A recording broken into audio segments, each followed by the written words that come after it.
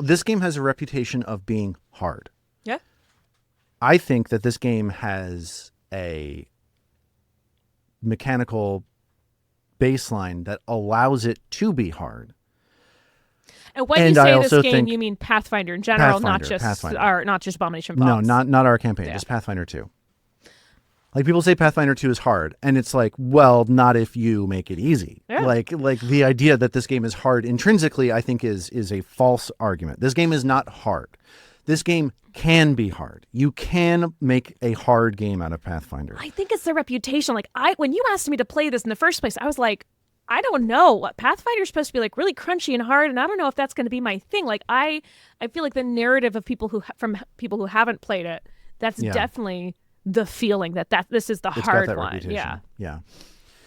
Well, I think the other side of it is that people on the internet will bully each other into playing games that are harder than they should be played. Like people think that there's some like virtue in playing a game that is harder than the people at the table are comfortable with. And then you have people at the table who are like, I can take it. Like, I can handle how hard this is. And then like hot sauce.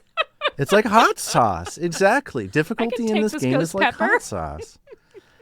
But I do think that there is something about, there's a mentality that says you have to play the game as hard as you can all the time to make it as gritty as possible for everybody all the time and to make it super challenging and all this other stuff. And that's like, in my mind, that's like making a dish with too much spice. It's like you've created a situation where your taste buds are getting blown out. Your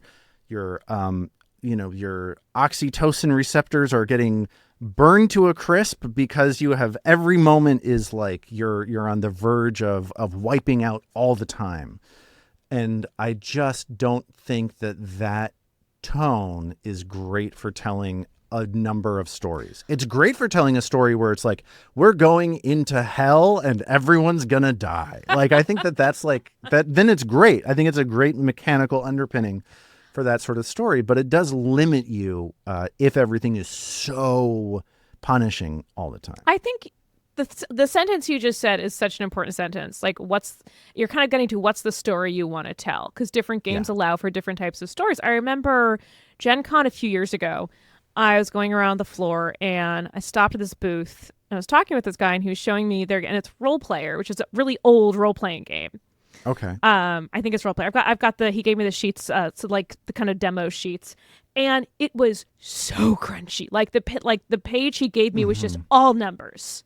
Yeah. And like he's going and he was so excited. This dude was like, and it's great. It's so much better than these games because you have to do all of this, and he's getting so into it. And I'm just like, yeah, this is interesting, man. Like, yeah, I just came out of, Call of Cthulhu game that also has a ton of numbers on the page, but it felt like the numbers were telling a story. This feels like the numbers are showing how good you are at numbers. Right.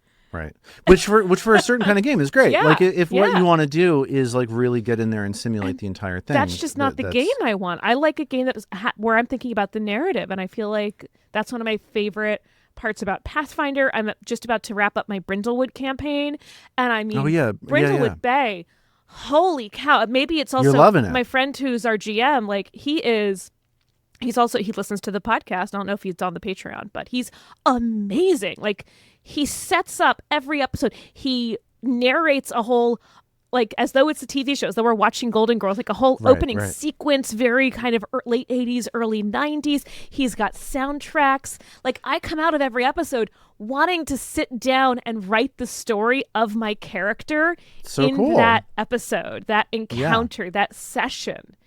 And that's so exciting to me, to go into a game and really feel like I'm having this creative outburst supported by these people who I just enjoy being around. Yeah. And that's the magic of role-playing games to me, when you get to do that. Yeah. I guess I'm sort of in the middle with you on that. Like, I love that.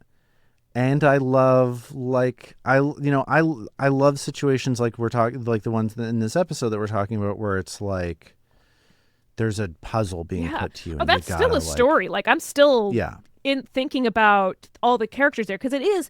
And I think what you're saying about Pathfinder, the fact that it is so teamwork based, we're not just four characters that happen to be in the same encounter waiting for the stats to get to a certain point. Right. Or actually we have to work together. And so there is a story there. It's the story of how we're getting through that encounter.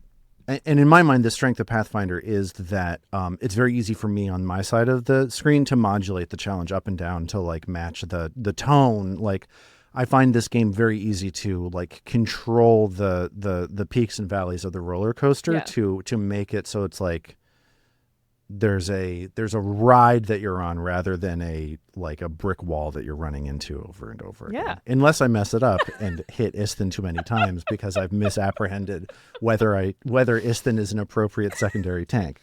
Or, that's another question. We're up against Mr. Beak again. Yeah, well, no, I was really happy. I the Mr. Beak thing I was very happy with, but that's fine. Savage.